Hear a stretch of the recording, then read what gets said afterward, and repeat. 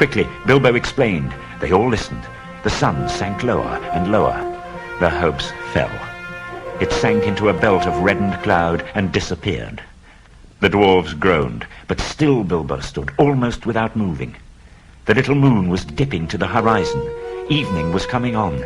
Then, suddenly, when their hope was lowest, a red ray of the sun escaped like a finger through a rent in the cloud.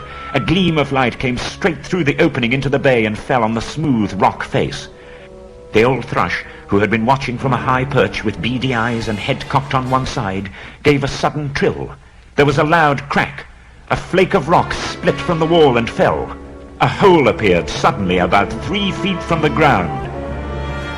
Quickly, trembling lest the chance should fade, the dwarves rushed to the rock and pushed. In vain. "The key! The key!" cried Bilbo. "Where is Thorin?" "The key that went with the map! Try it now!" Thorin drew the key from its chain. It fitted and it turned. Snap! The gleam went out, the sun sank, the moon was gone.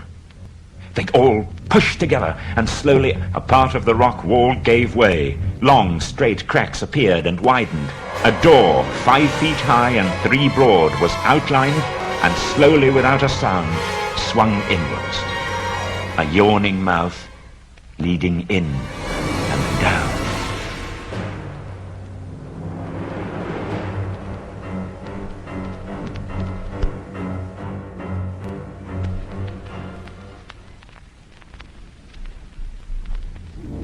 For a long time the dwarves stood in the dark before Thorin spoke.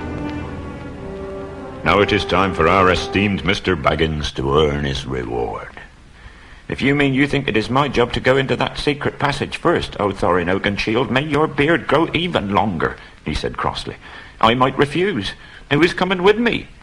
Balin, the lookout man, was rather fond of the hobbit. He said he would come inside, at least, ready to call for help if necessary. The hobbit crept through the enchanted door and stole into the mountain. After a while, Balin said, "Good luck," and stopped. Bilbo slipped on his ring and crept noiselessly down, down, down into the dark. It began to feel warm.